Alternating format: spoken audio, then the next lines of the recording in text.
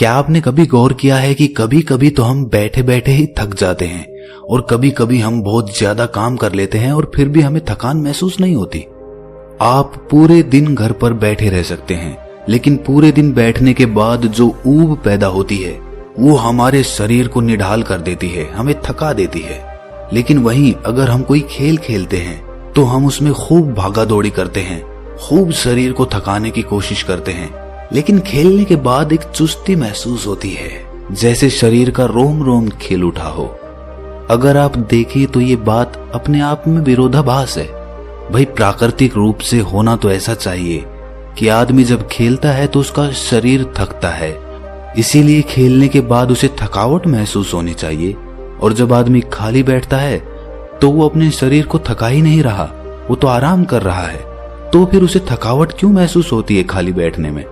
अगर आप इसका जवाब जानना चाहते हैं तो इसका जवाब है हमारे मन की ऊब। जहां तक शरीर की बात है, शरीर को थकाने से मन नहीं थकता, और अगर आपका मन थक जाता है तो आपका शरीर साथ नहीं देता। ऐसा ही होता है खाली बैठने में। और मन की इस ऊब को हम तनाव कहते हैं। आज की जो कहानी मैं आपको सुनाने वाला हूं उसमें आपको तनाव के बारे में संपूर्ण जानकारी मिल जाएगी। और अगर आप तनाव को समझ लेते हैं तो आपके जीवन से दुखों का मिटना निश्चित है, क्योंकि दुख तनाव के कारण ही पैदा होते हैं। तो चलिए इस कहानी से हम तनाव को समझते हैं। इससे पहले कि आप इस कहानी में खो जाएं, इस चैनल को सब्सक्राइब जरूर कर लें। तो चलिए कहानी शुरू करते हैं। ये उस समय की बात है जब बुद्ध आम्रवन में अपना समय व्यतीत कर रहे थे। उस समय तक बुद्ध की ख्याति दूर दूर तक फैल चुकी थी। काफी दूर दूर से लोग अपनी चिंताओं और दुखों के बारे में बुद्ध से समाधान खोजने के लिए आते थे। ऐसे ही एक दिन जब बुद्ध आम्रवन में अपने शिष्यों को उपदेश दे रहे थे तो एक अधेड़ उम्र का आदमी अपने 22-23 साल के लड़के को साथ लेकर बुद्ध की तरफ चला आ रहा था। बुद्ध ने एक नजर उन पर डाली और उपदेश में बैठने के लिए कहा। जब उपदेश खत्म हुआ तो बुद्ध ने उस आदमी को अपने पास बुलाया और अपने पास बैठने का इशारा किया। जंगल में हरियाली छाई हुई थी और सुहाना मौसम था। जंगल से भांत भांत के पक्षियों की आवाज वहां पर गूंज रही थी। इसके बाद बुद्ध ने उस आदमी से आने का कारण पूछा। इस पर वो आदमी कहता है कि हे तथागत, मैं 2 दिन की यात्रा करके अपने बेटे को आपसे मिलवाने के लिए लाया हूँ। ये मेरा इकलौता पुत्र है। ये हमेशा थका थका रहता है। ऐसा लगता है कि इसके शरीर में कोई जान ही नहीं है, कोई प्राण ही नहीं है। अगर हम इससे कुछ कहते हैं तो ये हमारी छोटी छोटी बातों पर गुस्सा करता है। इसकी देखने की क्षमता भी उम्र से पहले ही कमजोर हो गई है और इसके बाल भी पकने लगे हैं। मुझे तो कुछ समझ नहीं आता कि ये सब हो क्या रहा है। भला इतनी कम उम्र में ये इतनी बड़ी उम्र का लगता है। हे बुद्ध, मैं अपने बेटे को लेकर बहुत चिंतित हूँ। जब मैं अपने बेटे को चिकित्सकों के पास लेकर गया तो उन्होंने कुछ औषधियां देकर कहा कि अपने बेटे को तनाव कम लेने दिया करो। वो अपने दिमाग में तनाव लेता है और इसी वजह से उसकी ऐसी हालत हो रखी है। लेकिन उनके लाख बताने पर भी मुझे तनाव का मतलब समझ में नहीं आया। मुझे पता ही नहीं कि तनाव होता क्या है और उसे कैसे उसके दिमाग से निकाला जाए। उसके लिए पहले तो मुझे ये समझना होगा कि तनाव होता क्या है। और इसीलिए बुद्ध, मैं आपके पास आया हूँ। कृपया करके मेरी इस समस्या का समाधान कर दीजिए। ये सुनकर बुद्ध उस लड़के को बड़ी गौर से देखते हैं। उसकी आंखों में देखते हैं, उसके चेहरे को देखते हैं और फिर उसके हाथ की नब्ज भी देखते हैं। ये सब विधियां करने के बाद बुद्ध उस आदमी से कहते हैं कि तनाव लेना तो कोई नहीं चाहता, लेकिन फिर भी तनाव लोगों को दीमक की तरह पकड़ लेता है और इंसान को ये पता ही नहीं चलता कि वो तनाव में जी रहा है।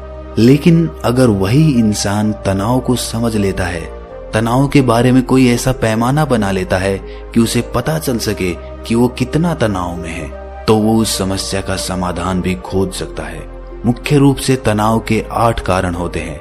इसके बाद बुद्ध कहते हैं कि सबसे पहले तो हमें ये समझना होगा कि तनाव होता क्या है। जब कोई इंसान कोई काम कर रहा होता है और उसका मन कहीं दूर भटक रहा होता है, कल्पना में होता है, तो उससे शरीर और मन के बीच दूरी पैदा हो जाती है। और जितनी दूरी शरीर और मन के बीच में होगी, हम उतने ही निद्रा की अवस्था में होंगे। और इसी दूरी को, इसी खिंचाव को तनाव कहा जाता है। कोई खेल खेलने के बाद आदमी चुस्ती महसूस क्यों करता है? हालांकि उसने अपने शरीर को तो थकाया है, लेकिन समझने की बात यह होती है कि खेलते वक्त मन और शरीर पूरा उस खेल पर केंद्रित होता है, जिससे शरीर और मन में दूरी पैदा नहीं होती और कोई तनाव पैदा नहीं होता, बल्कि हमारा तनाव दूर हो जाता है। और वहीं जब हम कोई अरुचिपूर्ण कार्य करते हैं जिसमें हमारा मन नहीं लगता, तो हम शारीरिक रूप से वो काम तो करते हैं, लेकिन हमारा मन कहीं दूर कल्पना में भटक रहा होता है। इससे शरीर और मन में एक दूरी पैदा हो गई और तनाव ने जन्म ले लिया। इसीलिए इंसान को एक बार में एक ही काम करना चाहिए और उसी पर अपना तन और मन केंद्रित रखना चाहिए, जिससे आपके भीतर कोई तनाव पैदा ही ना हो। तनाव के कुछ मुख्य कारण भी होते हैं। इसके बाद बुद्ध कहते हैं कि अगर हम इन कारणों को जान लेते हैं तो हमारे अंदर तनाव कभी भी पैदा नहीं होगा। मुख्य रूप से जो कारण है उसमें सबसे पहला कारण होता है महत्वाकांक्षा। महत्वाकांक्षी होना अच्छी बात होती है, लेकिन कभी आपने गौर किया है कि इंसान के लक्ष्य कभी पूरे ही नहीं होते हैं, क्योंकि इंसान का कोई एक लक्ष्य होता ही नहीं है। जब इंसान एक लक्ष्य को प्राप्त कर लेता है तो दूसरा लक्ष्य स्थापित हो जाता है और इसी तरह वो अपने लक्ष्य को पाने के लिए गोल गोल घूमता रहता है। इसीलिए जो इंसान ज्यादा महत्वाकांक्षी होता है, जिसे बड़े बड़े लक्ष्य प्राप्त करने होते हैं, वो वर्तमान में कभी नहीं जी पाता। उसका मन हमेशा भविष्य की योजनाएं बनाता रहेगा और बस उसका शरीर वर्तमान में होगा, उसका मन भविष्य में होगा, और इन दोनों की दूरी की वजह से उस आदमी में तनाव पैदा हो जाएगा। इस पर वो युवक पूछता है कि हे बुद्ध, तो क्या आदमी को अपना लक्ष्य ही नहीं बनाना चाहिए? क्योंकि लक्ष्य बनाना भी तो महत्वाकांक्षा होती है।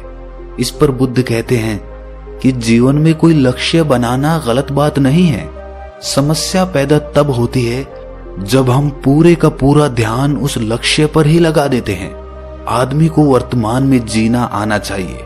आप लक्ष्य बनाइए, उनके प्रति निरंतर मेहनत करिए, लेकिन इसके साथ साथ आपके दिमाग में ये ख्याल भी होना चाहिए कि आप अभी वर्तमान में जी रहे हैं। इसके बाद बुद्ध ने तनाव का दूसरा मुख्य कारण बताया, जो कि था ईर्ष्या। बुद्ध ने कहा कि जब आदमी ईर्ष्यापूर्ण या द्वेषपूर्ण हो जाता है तो भी उसका मन सड़ने लगता है। ईर्ष्या आंतरिक घाव होता है। आंतरिक मतलब मन का घाव होता है। शरीर का घाव तो भर जाता है, लेकिन मन का घाव कभी नहीं भरता। इसीलिए इंसान को दूसरे की तरक्की से कभी ईर्ष्या नहीं करनी चाहिए। तनाव का तीसरा मुख्य कारण होता है किसी दूसरे से अपेक्षा। बुद्ध ने बताया कि एक बाप होने के नाते वो अपने बेटे से बहुत सारी अपेक्षाएं रखता है कि मेरा बेटा एक कामयाब इंसान बने, वो जिस तरह मैं चाहता हूं उस तरह का जीवन जिए। और जब आदमी किसी से अपेक्षा करने लगता है तो कहीं ना कहीं वो अनजाने में खुद के लिए तनाव पैदा कर रहा होता है। जरा सोचिए कि वही बेटा अगर अपने बाप के हिसाब से नहीं चलेगा, वो नहीं बन पाएगा जो उसका बाप चाहता है, तो फिर उसके पिता के मन को तनाव पकड़ लेगा। इसीलिए किसी से भी अपेक्षा नहीं करनी चाहिए, ना ही दूसरे से और ना ही खुद से। इसके बाद तनाव का अगला मुख्य कारण बताते हुए बुद्ध ने कहा कि अरुचिपूर्ण कार्य करने से भी मन में तनाव पैदा होता है। जिस काम में हमारा मन ही नहीं लगता, जिसमें हमारी रुचि ही नहीं है, तो उस काम में हम अपना मन नहीं लगा पाएंगे। हमारा मन कल्पनाओं की उड़ान भरेगा और हमारा शरीर वहीं बैठा रहेगा। इसीलिए दोनों में दूरी पैदा होने की वजह से ये भी तनाव का कारण बन जाता है। इसीलिए आदमी को सिर्फ रुचि के हिसाब से ही कार्य करने चाहिए। इसके बाद बुद्ध ने कहा कि शारीरिक दुख भी तनाव का कारण होता है। जब आदमी को कोई शारीरिक कष्ट होता है तो आदमी का मन उसी बीमारी के बारे में सोचता रहता है, जिससे उसके मन में दुख के विचार पनपते हैं और वहां पर तनाव पैदा हो जाता है। ये सुनकर उस आदमी ने कहा कि हे बुद्ध, शारीरिक दुख तो किसी को भी आ सकता है, तो क्या वो आदमी हमेशा तनाव में ही जिएगा? इसका जवाब देते हुए बुद्ध कहते हैं कि ये बात ख्याल करने की होती है कि हमारा जीवन दुखों का आगार है। जैसे जैसे हमारी उम्र बढ़ती है वैसे वैसे बीमारियां आती हैं, दुख आते हैं और एक दिन मौत भी आती ही है। तो बीमारियां जीवन का अभिन्न हिस्सा है। किसी में वो समय से पहले आती है तो किसी में बाद में आती है। और जब इंसान का मन इसके बारे में समझने लगेगा तो वो अपनी बीमारी के बारे में सोचकर ज्यादा तनाव नहीं लेगा, क्योंकि वो जीवन का एक अभिन्न हिस्सा है। और इसके लिए आदमी को शारीरिक रूप से भी अभ्यास करते रहना चाहिए ताकि उसका शरीर लंबे समय तक स्वस्थ बना रह सके। और ये भी जान लो, तनाव का एक मुख्य कारण होता है अपनी योजनाओं को समझने के लिए वक्त न देना। कुछ इंसानों के मन में कोई ख्याल पनपता है और वो उस पर बिना सोचे समझे कार्य करना शुरू कर देते हैं, और जब उस काम में उन्हें नाकामयाबी मिलती है तो वो तनाव से भर जाते हैं, क्योंकि उन्होंने वो काम शुरू करने से पहले उसके बारे में पूरी जानकारी नहीं ली थी। आदमी को कोई भी योजना बनाते वक्त उसके बुरे परिणाम के बारे में सबसे पहले सोचना चाहिए। हमें ये सोचना चाहिए कि अगर ये योजना कामयाब नहीं हुई तो फिर मैं क्या करूंगा। और इसीलिए अपनी योजनाओं को समझने के लिए पूर्ण वक्त देना, पूरा वक्त देना, ताकि भविष्य में उस काम के प्रति कोई तनाव पैदा ही ना हो। और सबसे आखिरी कारण जो तनाव का होता है वो होता है ज्यादा सोचना। निरंतर सोचते रहना भी एक बीमारी होती है, और इसको दूर करने के लिए आदमी को नित्य प्राणायाम और ध्यान करना चाहिए।